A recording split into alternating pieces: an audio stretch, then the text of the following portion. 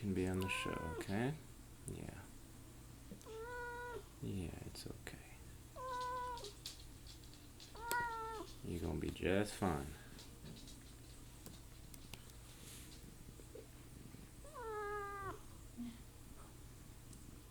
You're gonna be just fine, okay?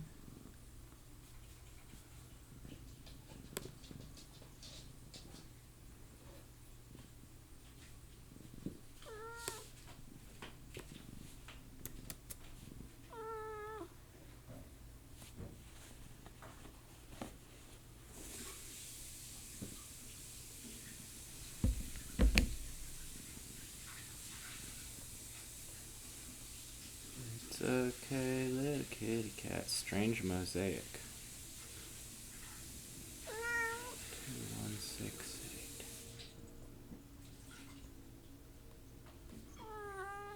Okay.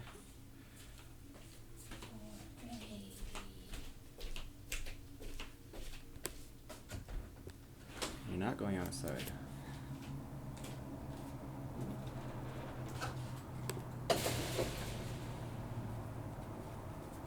You're fine, little kitty cat. Hold your horses. Hold your horses. Okay. He really wants to get outside.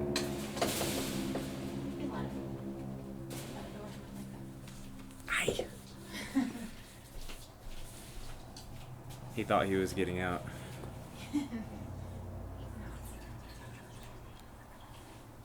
Only if you're on a harness, kitty cat. He said no.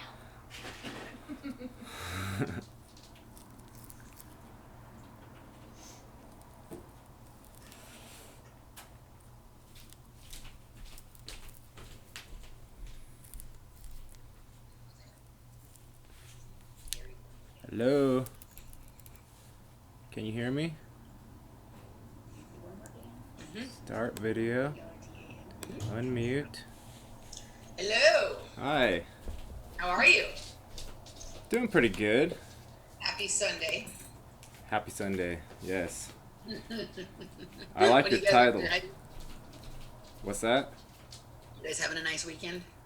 Yeah, it's warm here. I went for a 20-mile bike ride the other day. Where in Colorado are you again? We're in Fort Collins. That's what I thought. Okay, Fort Collins. Laura's here. She takes notes, and she used to live in Colorado. Hi, I was in Colorado Springs for 5 years. Oh, nice. That's our Garden of the Gods. Um, Garden of the Gods, yeah. Yeah, I live right across from them. right so- across the street. I had coffee with them every morning. That's awesome. We visited once.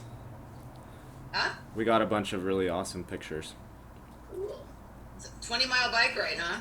Mm-hmm. How was that? It was nice. I came up on this sign that said, you can't pass, thou shalt not pass, Yeah. because it was muddy. And so I sat there for like 10 minutes and eventually decided I was going to go for it. Yeah.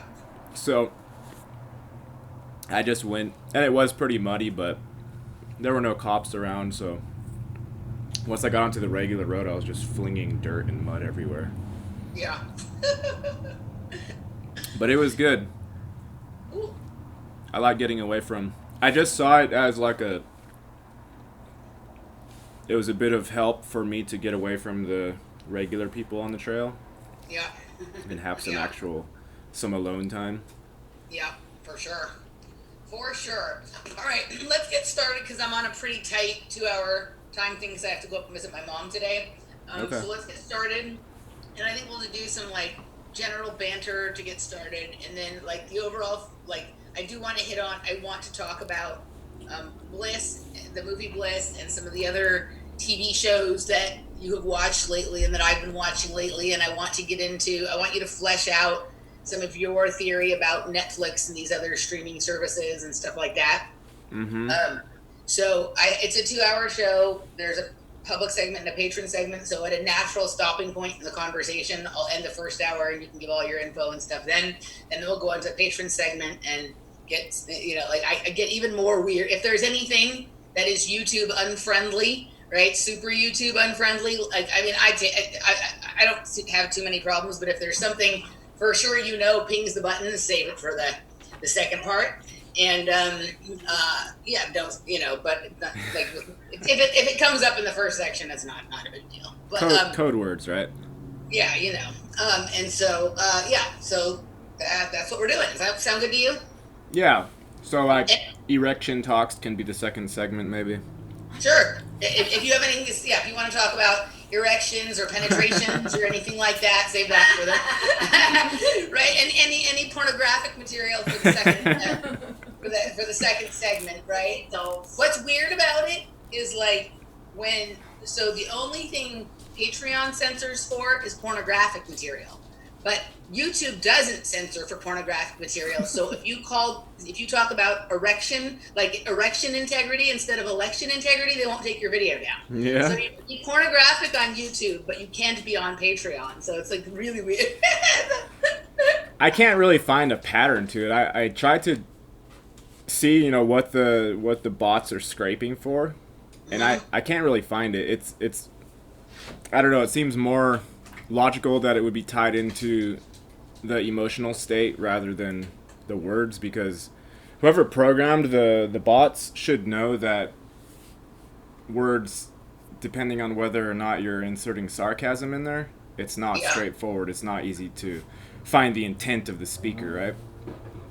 Yeah. So I think this goes like Cliff High talks about this when he's doing his webbot searches. He's looking for the emotional value of the content. Mm-hmm. Right? That's part of how he does it. Now, there's issues, whatever, with him, but he does talk about that the emotion plays a part of it.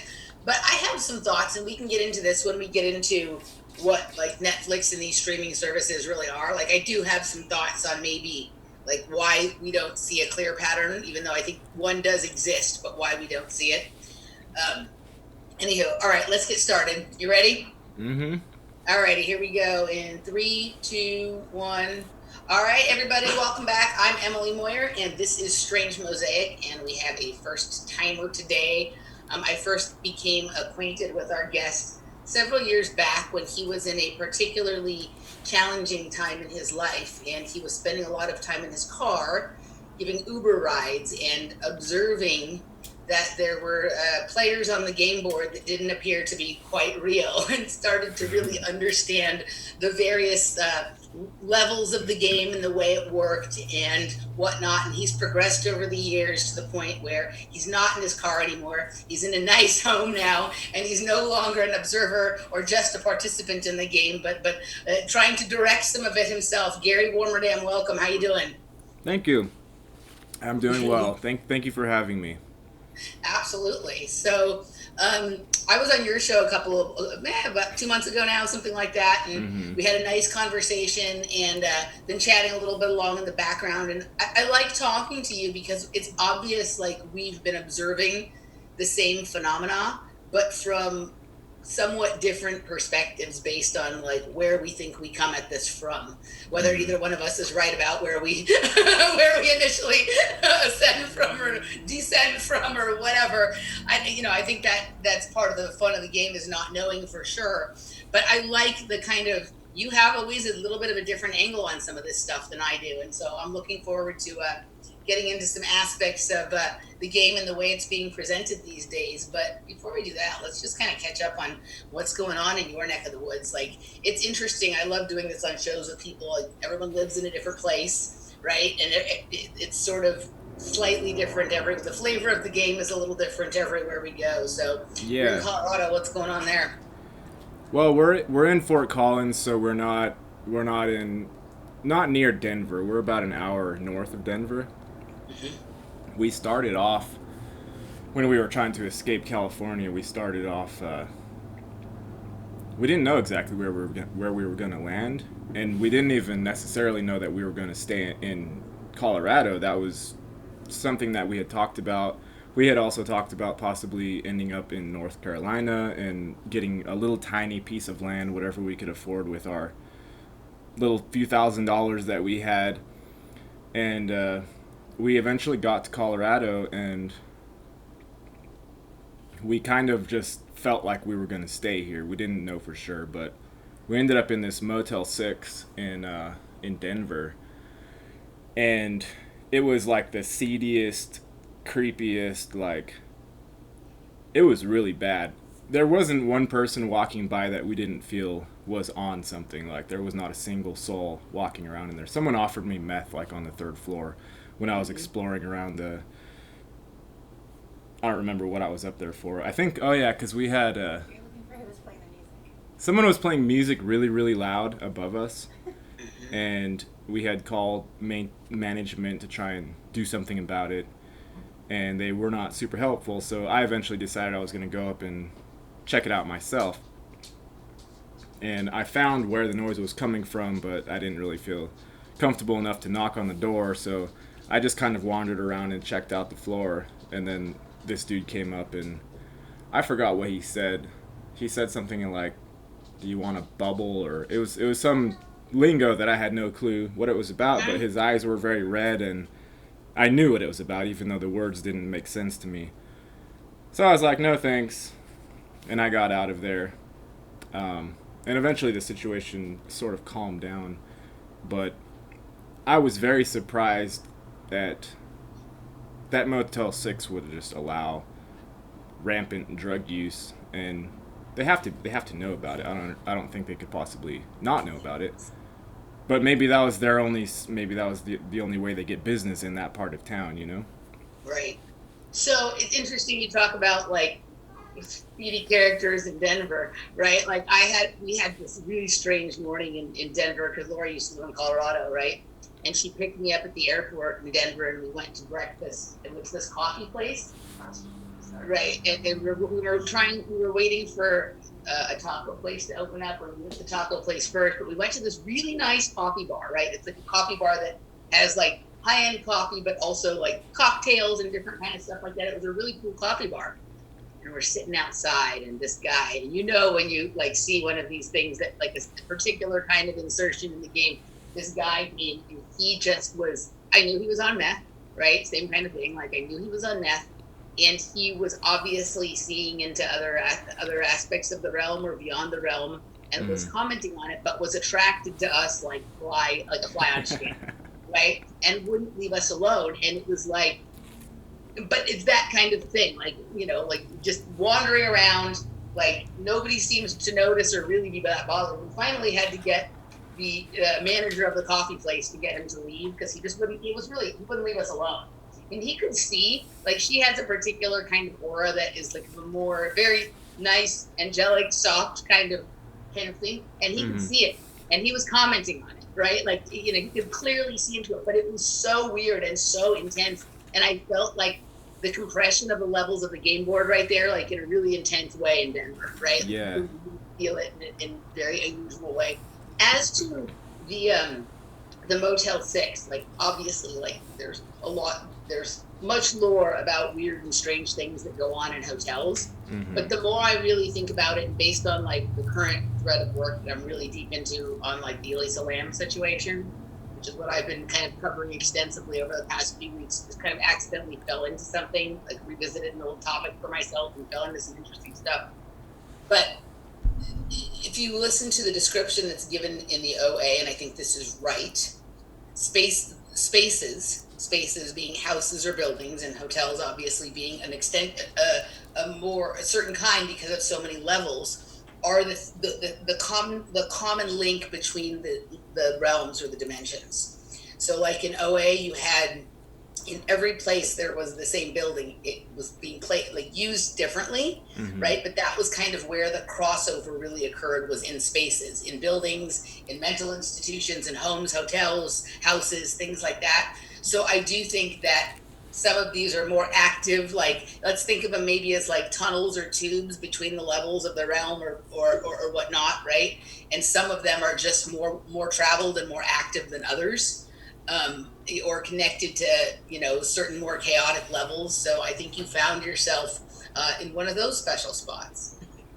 Yeah, it's almost like the buildings are anchor points, because if you have what they call nested realities within and on top of each other, then you have to have some sort of per the space, per the XY axis, there has to be some anchor point in order to link them, I think.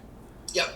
So if you have buildings, or if you have ley lines, or really anything that sort of stays put, like natural phenomenon is not going to be as good because it's moving around all the time. Yep. So that would make sense that the buildings act as common links between the realms, and also they're it's the whole square thing, right? It's the cube, the angles that provide commonality. Yep. It's really weird, like to even think about nested realities. It's kind of mind-boggling, even to think about it from like sober perspective. Yeah. No, I think the natural phenomenon provide the background or the energy fields to allow for such a thing, but the structures are really more the connection point. Hence, like all this like Tartaria kind of stuff that, and these ancient structures and whatnot.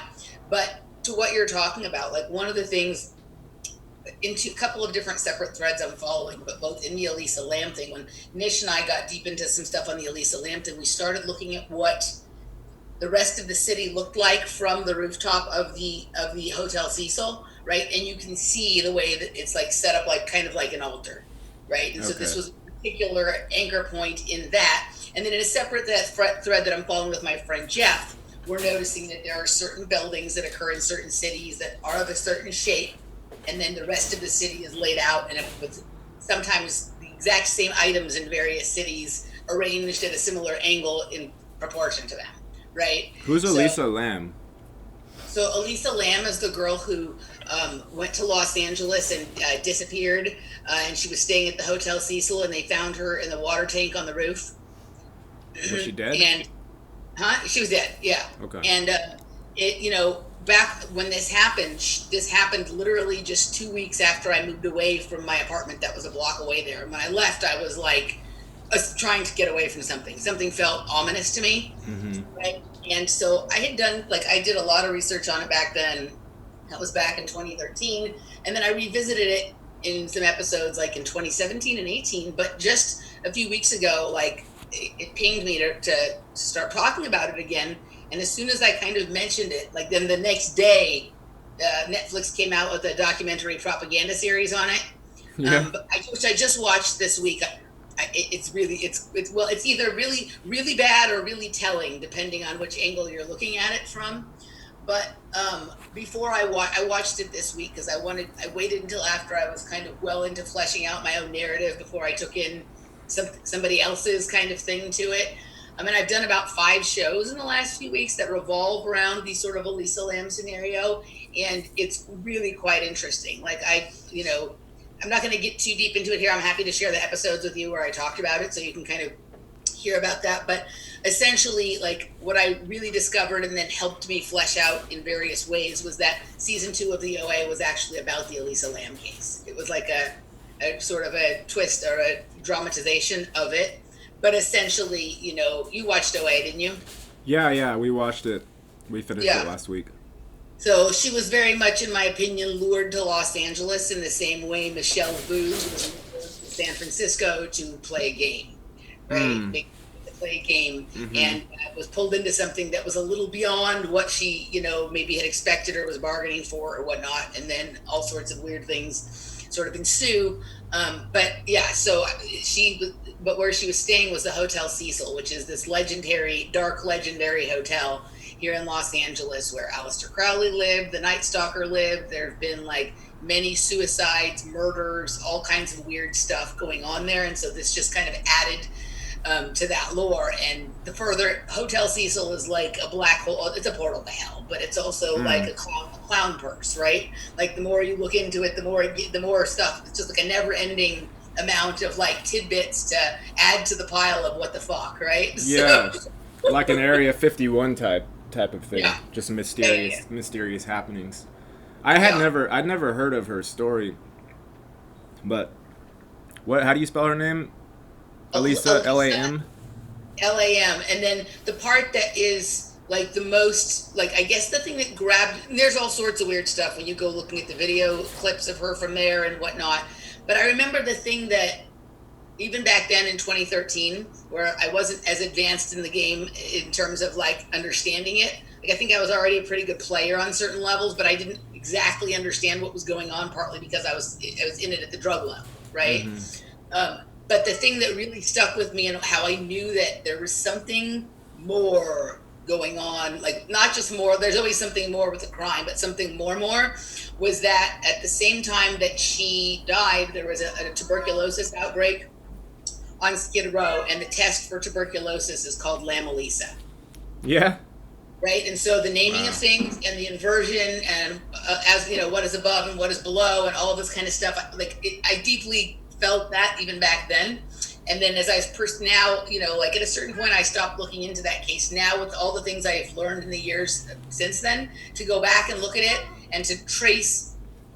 I mean, I've had this weird entwinement with her based on some things in our social media, some the location downtown, obviously, and just sort of parallel things we were doing in our lives and places we were going at that time. So I kind of always felt that, but now to flesh it out so many years later, when I understand so much more about the metaphysics and the occult aspects of all of this kind of stuff, it's been really interesting. So I'll send you those episodes so you can kind of check out what I'm talking about. You might dig it. Yeah, for sure.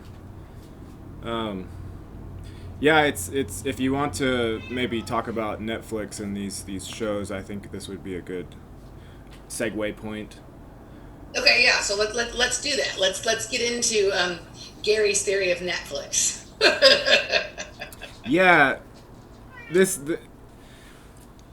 it was when I was first looking into Netflix, and I was trying to just mentally ascertain what I thought was sort of the base of it, the basis of Netflix in general, and I just got hit with this thought that whoever made it was pulling from parallels.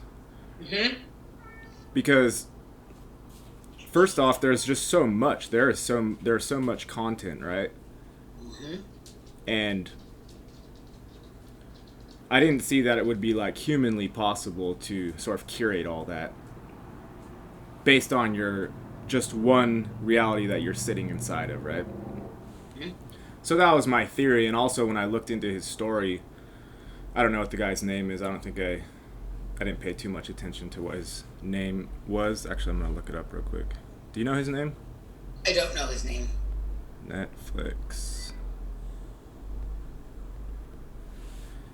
Netflix guy's name is Reed Hastings. Oh, that's interesting. Okay. Yeah. So there was just something very mysterious about how he was talking about where he got these videos from, and I just had the feeling that somehow he had a looking glass technology or a something that he was pulling from. Is Reed spelled with two E's or an EI? REED. R-E. I'm just wondering real fast if he's any relation to Michael Hastings, the journalist who died in an unusual manner. Can you check into that while we talk? Okay, so what your point is about the looking glass technology. So first of all, like so we have a couple of these things that we're dealing with, right? Like we have many streaming services, but the three that most people know are Netflix, Prime, and Hulu, right? Hulu, yeah. There's a bunch of others, including Disney Plus, and then you could even really count, like, to a certain extent, YouTube in that, right? On some level. Okay? So what it feels like to me, like, so you watched, I think on my recommendation, The Man in the High Castle, right? Yeah, we watched the whole thing. Yeah. And so the sort of basis of that is that there's this gentleman named the Man in the High Castle, which it's, you know, who is, sometimes it's confusing as to whether it's what's his name, Hawthorne? Is that his name? What's his name? I think it is Hawthorne. Or whether it's the Hitler character, right? Because the Hitler seems enthralled with these films as well, right? The Hitler character in the show. Right. But what it seems to be is that there seem to be certain people who have access to films from multiple realities, right? Mm-hmm. And so it's like, and there seems to be this trade, like this black market in trading films across realities. Right. Right.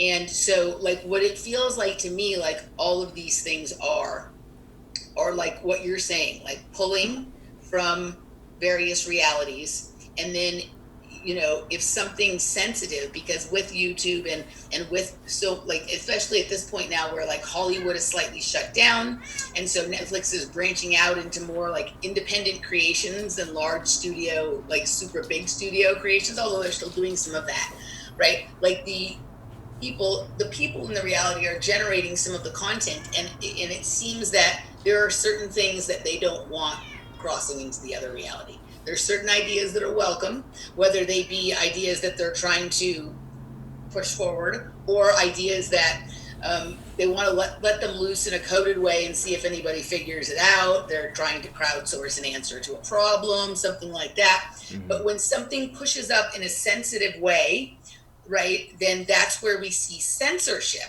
And the censorship isn't necessarily like about the thing that we think it's about. It's about being careful about allowing a certain idea to cross over from one side into the other, if it's not going to land in a way that's controllable. Right. That's always the bottom line, right? Is whoever it is that, and I don't know if it's a who or if it's a mechanistic algorithmic way mostly, but it feels like keeping wraps on something that could fundamentally change a particular parallel in a way that is going to go out of control. That feels like because like if you look at the shows that are allowed out on Netflix, it's a lot of like sci-fi, high-tech, future utopia and mostly dystopia, but it's a whole lot of stuff that the sort of mainstream like clown show media doesn't ever even hint at as a possibility. So Right. it's like in I consider this realm to be somewhat of an upside down, like in Stranger Things. So going along with that theme, you're going to have what goes out on mainstream media being the opposite of what you could consider truth, and then they're going to let out via sci-fi what is closer to the actual reality.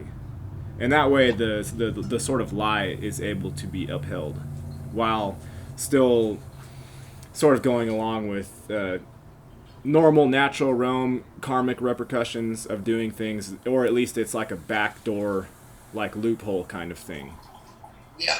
So I think we have that going on for sure. And then just like we have like nested realities, we have nested realities within that as well. So like one of the things that I've been observing lately is like, so I watched this fake documentary on Prime. I don't know why, like it just, I don't know why I even watched it, but something intuitively in me and said, you need to watch this. It was a fake documentary called The History of Time Travel. And I'm telling you, I think what is in there is exactly right. They Pretty labeled close. it as fake? It's called a fake documentary. So, right. So what we have now is it's very clear because all of these companies that have these streaming services, they all create their own documentaries as well. Right. And those documentaries are very clearly propaganda. Right. So the thing that they're saying, so we're getting some truth from these fictional series and movies, right? These science fiction things. And then we have the things that are supposed to be real being clearly bullshit and fake. Right. And then there's this phenomena of the fake documentary, which at either level, whether you're like looking at it as a documentary or as a movie, like it's terrible. Like it can feel like it's terribly done, but the content, the actual thread of information is the most well explained as far as like how the time travel actually works and the paradoxes and the devices and things like that, right? Uh-huh. So not only now we used to go looking for documentaries for the truth. Now we know they're bullshit. So now we have to look for fake documentaries for the truth, right? And then you have things like this Elisa Lam propaganda. I refer to it this way every single time, documentary propaganda series, because that's what it is. That is so stupid, right? It is so stupid, like that. It's an intelligence test, just like everything going on with, our friend from China kind of thing, right? Like everything that's going on around that, there's a large intelligence test happening around it. Same with this documentary. It's like, but here's the thing, like my dad bought it. My dad is a smart man. Like my dad, like he has a PhD, master's degree, law degree, all that kind of stuff. And he came away from it like, yeah, I think she was mentally ill. You know what I mean? Which is where they were trying any other, like the way the whole thing went was they opened up all of these possibilities and then they wound it back to, oh, well, it was just a coincidence and also she was mentally ill, right? Kind of thing. And anybody who believes anything other than that is harming her family and her memory and blah, blah, blah, right? But within it, they showed us, there was a few things brought up in that documentary that I hadn't even thought of, that I hadn't fleshed out, that are new sort of clues. Now, whether those are like trying to send us off in the wrong direction or not is not really the issue, right? But everything that one needs in there to recognize that, like, this is obviously bullshit, and we live in a reality that is far different than what we think. It's all in there. But if you go with their narrative, then no, oops, she was sick and she fell in the tank and blah blah blah, whatever the fuck it is, right? So it's like we have the truthful interpretation of reality available to us, and the completely coached bullshit narrative as the approved line that kind of glosses over it, and which one you come away with is the intelligence test. And I think that's why they're putting this shit out there, right? Like when you watch it, you're gonna be like, oh my god, dude, this is so stupid.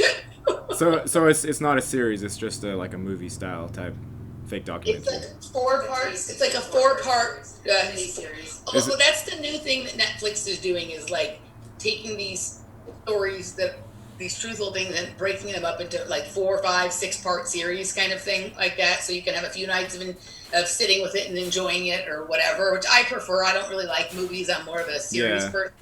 It's kind of a long time to sit in front of a screen. But so first of all, I want to show you as to what we're talking about here. There's the Netflix office is here in Los Angeles. Have you ever seen it? Mm-mm. All right, I'm going to show you what it looks like. Hold on, what did I just do? I'm going to show you what it looks like. All right, that's Reed Hastings. I'm going to go back to Netflix. All right, so this is the building right here. So I think the building represents exactly what you and I are talking about on a certain level. That's very trippy. Right? So that's one angle of it. Like, here's the one that, like, when you're driving on the 101 freeway, this is what you see. Right? And so there's this box up top that is kind of differentiated itself all from the rest. So I would see this as like, and even though it wasn't on Netflix, but this is like the Man in the High Castle spot to a certain extent, right? And then there's these various slightly different realities. So like each building is like a few feet off from the one below it, or each segment of the building, right? So it has like a pyramidal slope on one side as well, yeah? Like a hypotenuse. So we have that, and let me see if I can find a couple of different angles of it for you. That. Yeah, wow. Right? And these sort of scattered, like some of this looks like PCR testing, right? I've never looked at those. Yeah, but let me see. There's a few where it's very exaggerated. Let me see if I can find. That's the entrance to it right there. I wonder what it would feel like to walk in that building.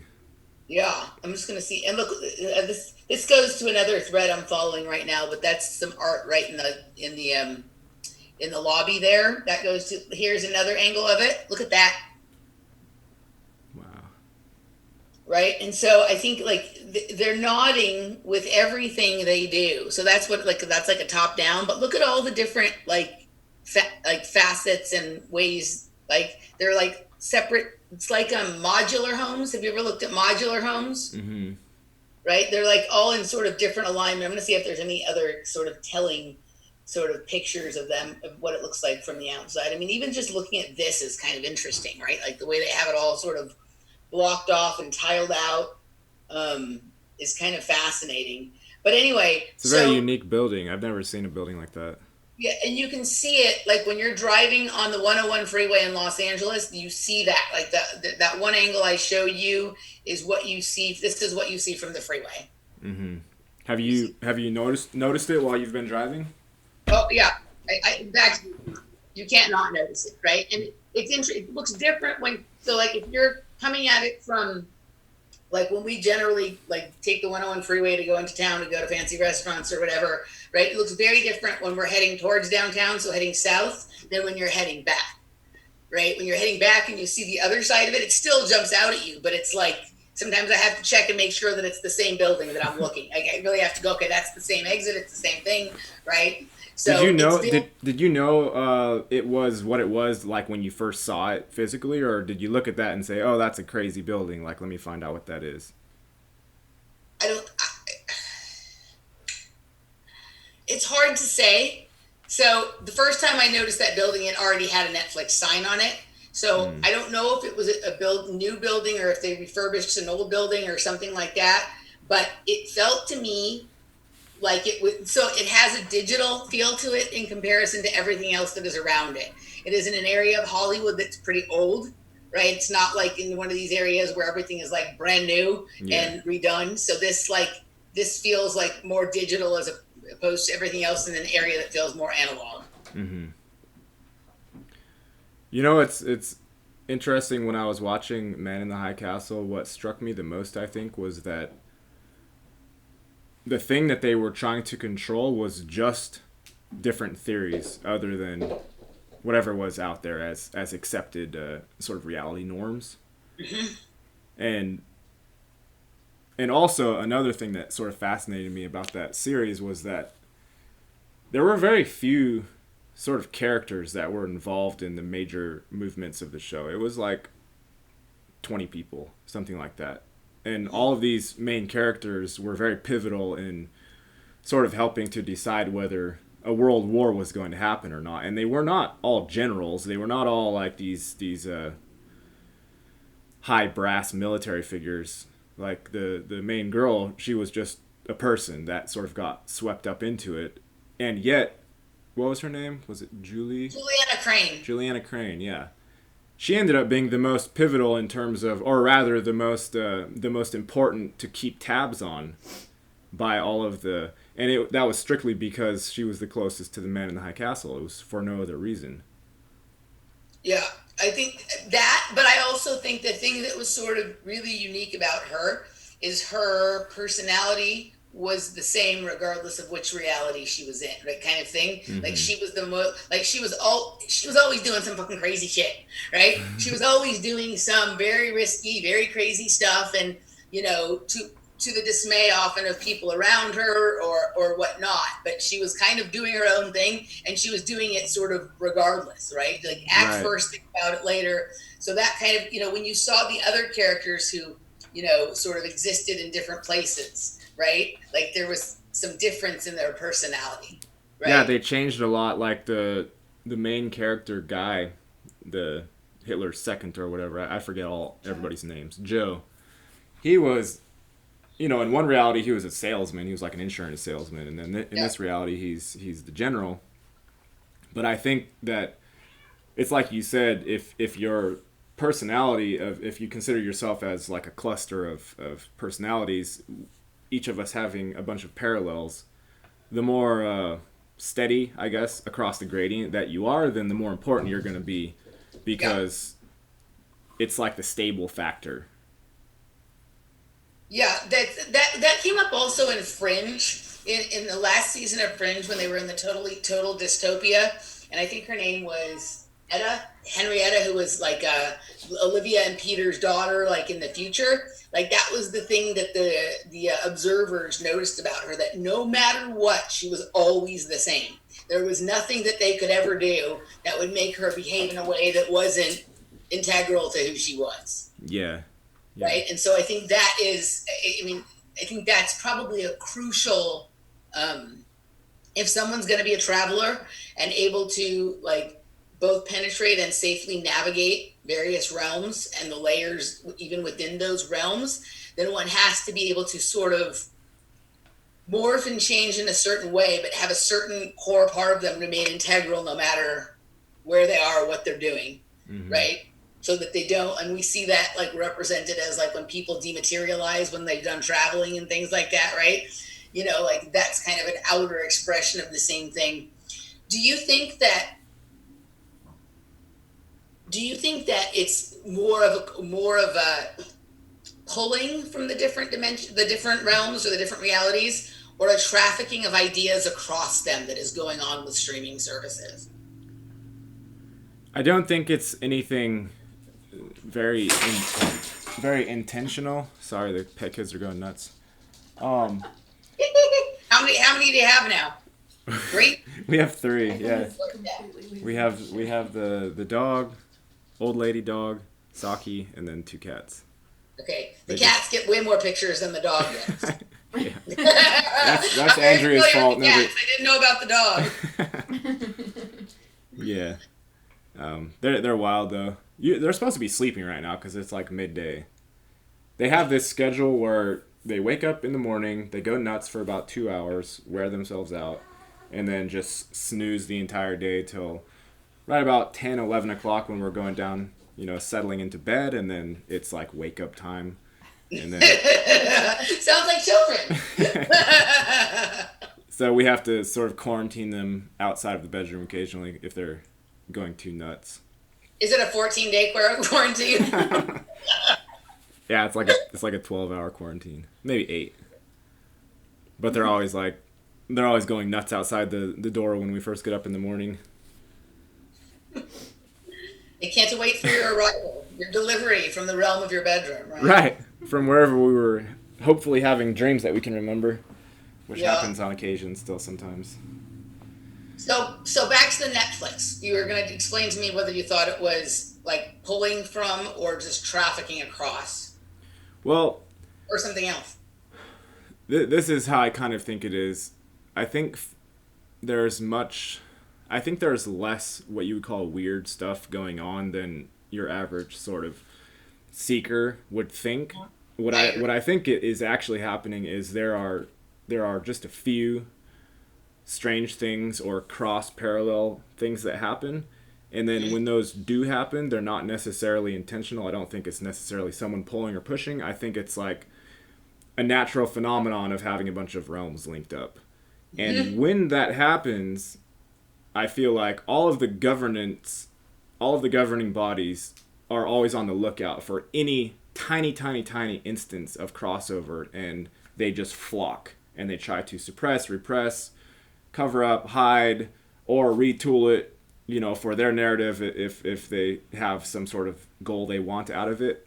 And then after these few things happen, everyone who's connected to it in some way, shape, or form takes it and sort of disperses out, even if they're not trying to, because, if you're affected a lot by a sort of thing that happens, you're still going to disperse some sort of energy from that. But once it starts going out, then it becomes like the telephone effect, and it gets blown out of proportion, or else it gets hidden, or it gets distorted somehow. And I think that itself is more of what we're seeing in terms of strange things happening. It's more of a ballooning effect rather than all kinds of crazy shit's happening all the time. I don't think it's like that pervasive.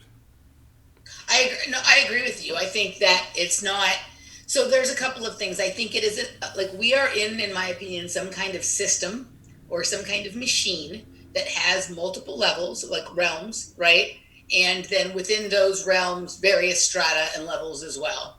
And there's like a certain way that system functions, right? And what you're talking about is like when certain things activate in the system, right? There are bleed overs from various levels that occur, right? And the people who have assigned themselves are controllers, right? The only thing that they know that we don't is that such system exists and that it creates these kinds of phenomena, right? And that's what they're looking to manage, just like you said. So anytime something alerts there, like it's almost like they've like set up like a sensory system that anytime that there is some kind of bleed over or crossover or whatnot from, like let's just say that to make it simple, the way that the realms are connected is through an elevator, right? And everybody's allowed to only get off on their own floor, but every once in a while somebody accidentally or intentionally, right, gets off at the floor that belongs to a different realm than the one that they're supposed to be from, and that there's something different about the energy they carry, so the sensor on that floor of the building goes off, right? And then then you have your controllers going and creating a certain kind of scene so that people will think that whatever is happening is one thing while they try and determine what is going on with this person and why they're here or whatever, something like that. Yeah. I think it's kind of like damage control for the most part, because I don't think beings in general are I think everyone got in like way over their head with all of this time travel, with all of this nested realms, with the whole thing, because it's not something that you can logically manage very well. It's very disorienting, and there's no one really to talk to about if you've had a sort of off experience. You can't talk to anybody about it. So the sort of standard thing that happens is you either go insane and you go into the loony bin, or else you are labeled as insane, and therefore your story is shit at that point. Right. So I think it's mostly damage control. It's not like, oh, we're in this lovely place with multiple levels and we're all traveling and having fun. I think lots of bad shit happened and people are materializing into a telephone pole accident, or something like I think more bad things have happened with this traveling stuff than, oh, let's go to this level, which is, all kinds of torture is happening there and we're going to act as heroes and rescue. I don't think it's mainly that, although I'm sure some of that goes on. I think the human body, mental, emotional body complex is so complex, it's so like subtle and fine-tuned that if you mess with it and you don't know what you're doing, you can create something very bad for the sort of conscious observer. Yeah. Yeah. I have been reading this interesting book where it was talking about how important the immune system is in pattern recognition, right? And when you were talking, I was thinking about that, right? And so, like, right now, we see this simultaneous, like, system showing of itself. Like, people like you and I are starting to recognize more and more weird synchronicities, oddities, patterns, or whatnot. At the same time that there's this attack on the immune system, and there's obviously people who are struggling to make sense of anything, right? Mm-hmm. And so, to your point, like, when you're moving between the realms, the pattern recognition element is important. And part of what may be going on with the attack on our immune systems is a sort of roundabout way of trying to disencourage traveling between the realms, Mm-hmm. right? Because of that, how much, like, looking into or research or just time sitting with things like synchronicity and coincidence and what that stuff actually is and means have you done? I'm just curious. Yeah, I mean, my general theory is that there are no mistakes, like period, end of story. It's, our internal state is logical, and even, see, like, we're talking about the crazy stuff. We're talking about the abnormal things, and if you cannot apply some sort of logic for yourself, then it is crazy making material. It's not like, oh, that makes no sense whatsoever. You have to be able to tie somehow the things together. You're not saying things like, oh, we opened up a door and now there's a billion nearly infinite levels of parallels, and it's just totally out of control. Like, we're not saying that because that would be too overwhelming to think about. So we say things like the realms are connected together in some logical fashion, and there's a sort of science, and not quackery science, but an actual science to understanding how the crossovers happen. Yeah. So it's interesting. Like, the more I sort of dig into it, and I'm doing it from another number of angles, and one of the things that's really cool is, like, oddly, I'll find myself, like, I have a tendency of, like, reading multiple books at the same time, right? Like, I'll have, like, somewhere between 3 and 10 books going at any time that were chosen for totally different reasons by totally different people for, whatever. But they'll start to become connective threads between the books. So, like, I'm reading, one book that I started at a totally different time, but then I start reading this book, and it, supplies me with some sort of understanding of the other book I'm reading and whatnot. But lots of stuff around, like, synchronicity, and lots of stuff around, like, the parallels between our biology and our technology, right? Or neurochemical processes and, like, financial or technological processes in the external world. But as far as synchronicity goes, like, I think synchronicity is a natural feature of the system of realms. Let's maybe turn it that way, right? A natural feature of that, right? So whatever the system is that we are in tends to naturally generate synchronicity. And then what humans, through intelligence agencies, technology, computer systems, quantum computer systems have attempted to do is to like like quantify those synchronicities more as coincidence and then attempt to control coincidences, Mm-hmm. right? So like I read this book, I'm reading this book. It's been a long read, a long time. It's not long, but we kind of leave it and come back, Yeah. by F. David Pete, about synchronicity. And it's very, very interesting. About he talks about his relationship with Carl Jung and how Carl Jung basically gave a talk on synchronicity, and that's where Tavistock got the idea of using that as an intelligence tactic, right? Kind of thing. And then you have someone like John Lilly, through his all of his experimentation with, acid and neuro, he's a neurophysicist, but he also was into psychedelics and doing all this like telepathy between animals and humans kind of stuff.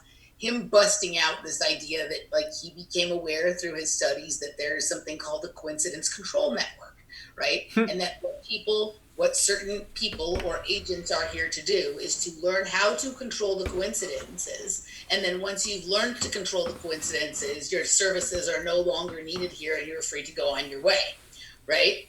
And so you think about like some of the stuff we see around some of these events, right? And it's clearly an attempt at controlling a coincidence, right? There, like I think what some of the high ups in our realities have figured out is that there is this system that a major feature of it is synchronicity, and they have figured out how to, like, they've monitored it enough to understand certain patterns or what begins to happen when a synchronicity is being generated.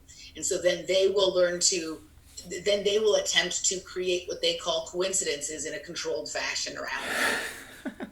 Right? That's kind of a bizarre notion, though, isn't it? It's like controlled spontaneity. Right. Kind But of. I mean, think about what we see in some of these events, like some of the shootings, like the school shootings, and some of the, this Elisa Lamb thing, or any of these bizarre things that we're like expected to like understand. Like there's a mainstream understanding of the narrative, and then there's the first level conspiracy understanding of it, second, third, fourth level, and each level is determined by how the coincidence was controlled at that level and how people are able to understand it. And once you break through one level, you end up at another, right? It kind of starts to map out something that looks an awful lot like that Netflix building. What do you think of that? I don't know. It's weird, right? But I mean, there seems to be an element of that going on, right? Like there seems to be some precognition to a certain extent Mm-hmm. that something is going to be expressed, and therefore, like the ability to set up certain parameters around it to at least modify how it is perceived by the public. Yeah, that's definitely going on. I think like it always runs into that there aren't enough in like intelligence agents to monitor everything, because it starts fractaling itself out, and you just can't keep hold of it after a certain while. Yeah. Because I know like the human ego wants everything to just at least make sense. It wants the reality as presented to at least be able to be cognized by the mind. And I mean, it's my opinion that the true reality, the organic reality, is just beyond mind. It's not something that can actually be cognized. What you can think about is the drop into distortion, which we seem to have done as incarnating into these body mind complexes. But you can't like have both at the same time. You can't have the sort of spread out version of yourself that's not identified with a certain body mind or non-local awareness, as they call it, and the personality. You can't have both at the same time. And I think that's what the control structure is attempting to do, but it can't. It's just, it can't fit that like the actuality of the existence is not something that can actually be quantified. But if you do get an instance where it appears that most of it has been quantified and you have patent labels on every single electron, what I think you have quantified the mimic you have quantified the holographic universe, and that's still not touching whatever spawned all of this. Yeah. I agree. I think there are those moments where it feels attainable, right? So that's why we see the desire for it. But essentially, we keep replaying the same things over. We're in cycles of time that keep replaying themselves because it's not actually possible. Like No, it's not. And it's funny to watch. It's really funny to watch because it seems like it would seem from the controller's point of view that it is possible, and you know, the ones who are trying to quantify everything are going to reach their whatever their goal is. I mean, I don't understand how you're getting enjoyment out of controlling things, but I think if it's almost like if you have and I've heard people say this before, but like the role of the dark ones here, the sort of evil ones, or however they present themselves, it's to stay in the ego like for as long as possible. Is to literally have the longest possible drawn out linear persona. Yeah. It's very strange because that implies a lot of pain and suffering, but like that's what some people are doing apparently. That seems plausible. And then the other thing is, I think that like they're trying to solve a problem that ultimately maybe is not solvable, right? Mm-hmm. But they can't, you know, they've invested a lot of time and energy into it, so they're not necessarily willing to just go, okay, well, I'm going to figure this out. So they're crowdsourcing the solution to the problem that they can't answer, right? And the crowdsourcing is part of the necessity, like the reason, the need to control, right? So, like if you watched in the second season of OA, Pierre Ruskin was crowdsourcing the answer to the house by this game with having these kids play, right? He didn't actually care about the kids or what they were wanting to do out of it. He wanted to know how it worked, right? So I think when a person starts to get frustrated that they haven't found the answer for something, and then, you know, they want to, that's the whole point for them, though, is they're looking for a particular kind of answer, right? And so anything becomes... And you see this with like the MK Ultra scientists and doctors and stuff like that. What maybe started out as like an interesting, odd idea to pursue, suddenly they're doing completely inhumane things to people, trying to get the answer to the problem. And they keep thinking they're getting closer and closer and closer, right? But it becomes more and more justifiable to do sicker and sicker things. Yeah. Like, I think that's what, yeah. Yeah, it has this snowball effect.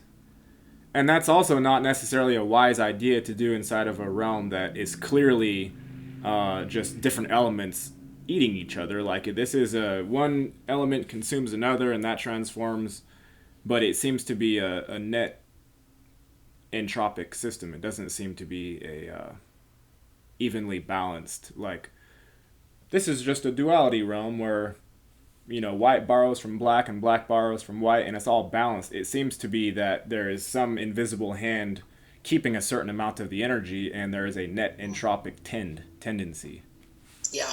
Yeah, no, for sure. I want to ask you a couple more things about this sort of role of the streaming services, and then we'll go over and maybe talk a little bit about that movie Bliss in the Patreon segment. So there's a couple of like big questions I have about these things. First of all is like, who's paying for all of this, right? On a certain level, because like at this point, if I sat down today and spent all day, every day watching television series and movies, I could never watch them all. It's kind of like, it almost feels like the Federal Reserve System, where if you pay back all the debt, there'll be no money left, right? Like kind of thing. There's an endless amount of, right? Like I can't, like I could never, it's not possible to watch all of this stuff. And there's definitely things that are being spent millions and billions of dollars on that nobody is watching. Like sometimes you see these like $2 billion flops of movies and whatever, right? So like, who's paying for it? Or is this the absolute proof of our fundamental misunderstanding of what money is, how important it is or not, how it works, all of that kind of stuff, right? Like that's an oddity about these streaming systems, right? Yeah. I think the money question is it's almost a moot point, because the money thing started off as just a way to record trade. It was just It was an IOU note, and it has gone a long way since just being an IOU note, and now it has become a literally quantified piece of something, although nobody still knows like what the fuck that piece of something is. It's just like this is a something and it's called a dollar. But at the end of the day, like it's still just a representative unit. It's not substantial. So like, and I had my own theories on sort of like why debt can increase forever and ever on the planet, and who does everyone owe, because every single nation is in debt. And the answer that I came up with was that we owe our own spirit essence. We're using ourselves as collateral, and having an invisible hand pull out enough of it that it's a musical chair type phenomenon where there's not enough chairs for everybody, and it tends toward a war scenario. And also, we need to expand out and grab more resources to make this broken money machine work, and that also logically justifies expanding out into space when you've used up all the resources on Earth. So it is like a Fibonacci sequence eating itself, Yeah. Ouroboros type system that is very harmful.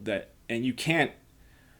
It's painful to even look at what it actually is. It's very high spiritual, like debauchery type stuff. It's not just this simple thing. Like what it has turned into is it's very serious. I'm not a very serious person. I tend to think in the terms of the Godhead is playing, and it does so basically forever. So you have these weird things come up that have to get resolved somehow. But it's not something that you can just see at some point in the future. Well, like the 7-year thing. We forgive debts every 7 years, and we start off with a fresh slate. You can forget about whatever happened in the previous 7 years, and now we have a new game going on. This is like a forever game where there's forever a piece of energy pulled out to the side that forever kicks the can down the road. That's what we're inside of. Yeah. So, couple of things. That same 7-year thing that you're talking about that we always hear about, it's one of the example of one of those things where the economic system mimics the biological system because your cells regenerate, right, every Right. 7 years. So that's kind of like one of those parallels I was talking about. So would you agree with me that the streaming service, the streaming content model is really not about making money? It's not. It's not. To me, it's about generating, like putting something out there that has multiple purposes, but the two main ones are to control the minds of those who are happy to have their minds controlled, and amongst those who are of the living or of the thinking or whatnot, to see what ideas it generates, because ultimately the people running these things are still looking to the solution to their never-ending problem, right? It's like right. Right, like for the people like you, like people like, I'm not sure how old you are, but The Never-Ending Story was a big movie when I was a kid, right? And it sort of generated this idea amongst kids in the 70s and 80s. I read the book. I didn't watch the movie, but yeah, I read the book. That this goes on forever, and that's okay. That's actually entertaining, and it's mystifying and an adventure and all that kind of stuff. But it's always the sort of lively, energetic young ones who are coming up with the problem solved to get us to the next leg of the adventure and the next leg of the adventure and the next level. Okay. Yeah. It's a crowdsourcing of trying to find the answer. But I mean, but it's I don't great know. because It provides something to do. My father is mind controlled by the same piece of content that gets me to generate ideas that they haven't thought of, that they can, take from, right? So it's like it's smart on both levels, right? And I'm sure there's other levels that we're just keeping it simple here. It's right? It's definitely at least dual purpose. At least dual purpose, because the ones who need to be mind controlled, they'll just fly off the hinge and go insane if they don't have something that they can hold on to, being that they are too fearful to take the first step that says, maybe it's not as it's being told to us. Right. And going through the series of awakenings that are usually very traumatic. And, you usually need a sort of space or a caretaker or a sitter. I didn't have that. I don't know if you had that when you were going through your sort of series of awakenings, but that's ideally what would happen, because the reality itself is like a trip. It's like a never-ending sort of hallucination. That's much more akin to what I feel that it is, rather than this is a logical physical reality that makes sense. Like at the core level, it doesn't make any sense at all. It doesn't. It makes dollars, though. And so there we go, right? It actually prints them.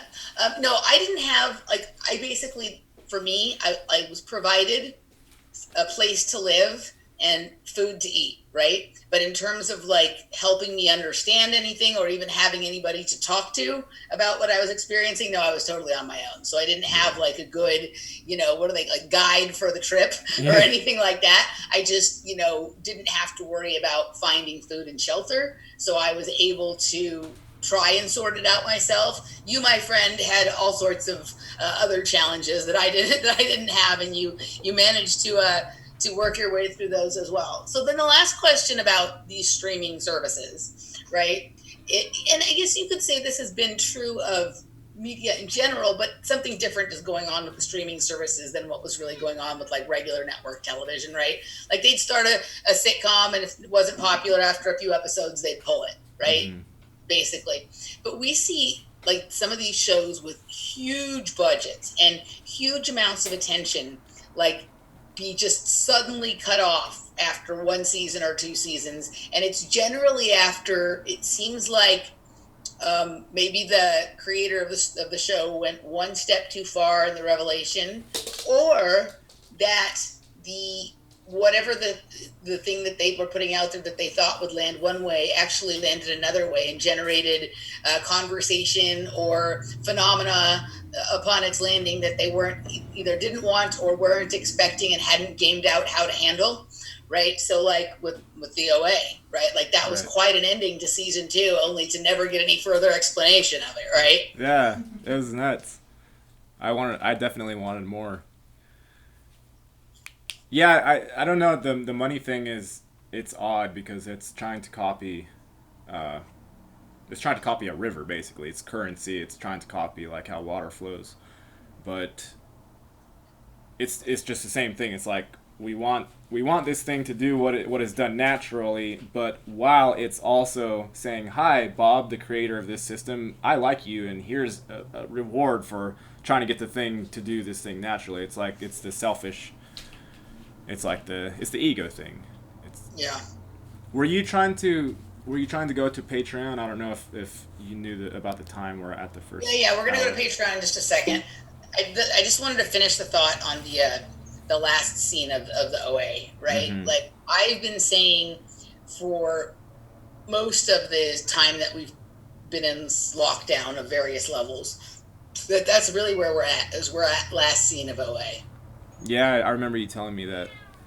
And like where like suddenly some of us have seen, we're on a stage set, right? Mm-hmm. But like there's still characters with, like there was all of these, I mean, you saw multiple levels, right? In that last episode, right? There was the 2 various realities in the part of the show that's supposed to be real, right? And then you're suddenly like in the house and on the stage set, right? And then there's the reality outside of the stage set, and everything just kind of came crashing together in that sort of final scene. And I feel like that's sort of like where we're at right now.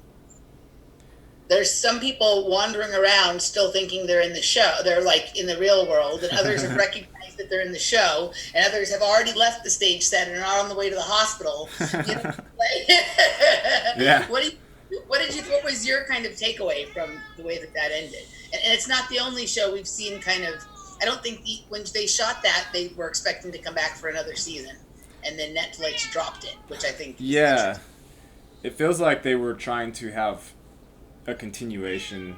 I mean, in terms of just sort of like satisfying your clients, the ending is not satisfying in that it doesn't explain very much. It does say, yes, this has been a set the entire time, but it doesn't explain like how going inside of that house somehow, if it's trying to say there's a base reality and it's just a show, they would still have to explain how going through that rose window the other way somehow results in a whole world where there's no television show happening.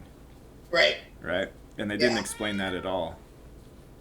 Yeah, and I wonder if it was that Britt Marling just went a little farther than they in the way than they were comfortable with, or if it really was, okay, the point is to leave you at splat. This is what reality actually is. This is how it works. This is how we're doing it. Now it's up to you to figure it out, right? To kind of see it, kind of figure out how that all aligns out there, sort of in the real world. She's fascinating. Have you looked into her, Britt Marley? I think we listened to a few minutes of an interview, but I haven't done too much research on. Yeah, I did realize that. Well, we realized that their actual names on the set were they use their actual names, right? Yes, Jason Isaacs and Britt Marley. Yeah. Yeah, which I thought was interesting, sort of a plot twist.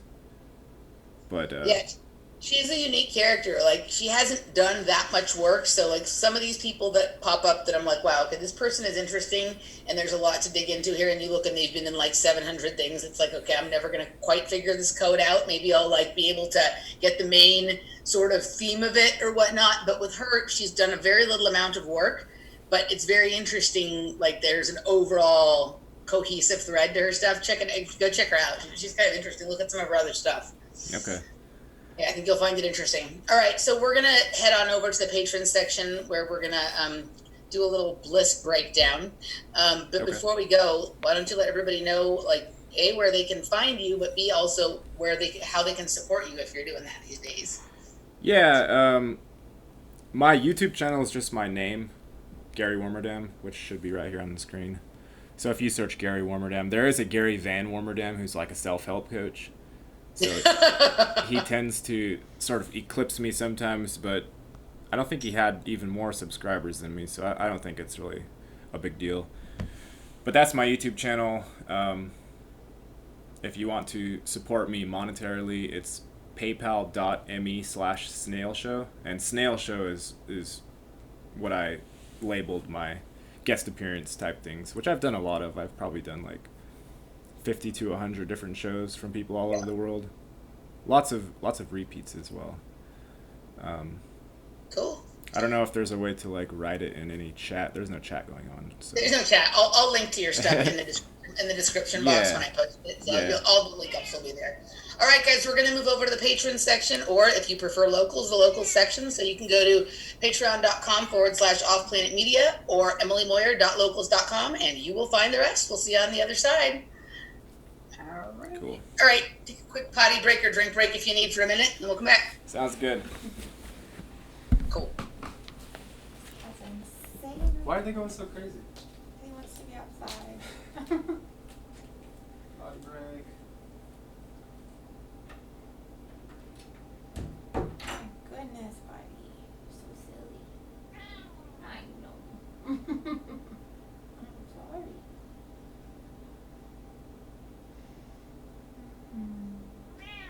Oh, baby. I'm sorry. Yeah.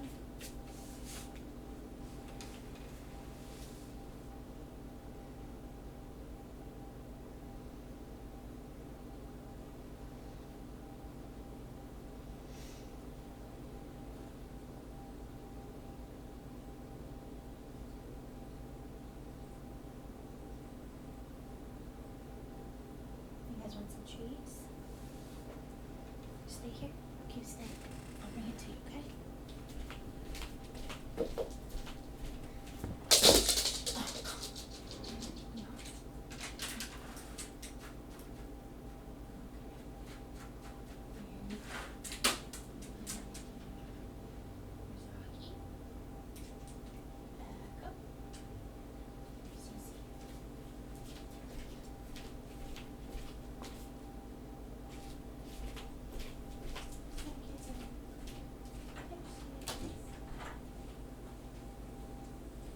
Y'all kids are crazy.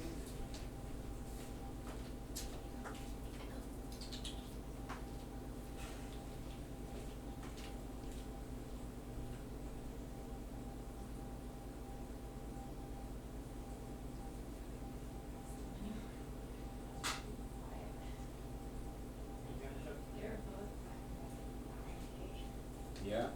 All the way to the top. You wanna be on the show, baby? You feeling wild today? You feeling wild today, huh? Yeah, I know you want to go outside. I know you want to go outside. I know it.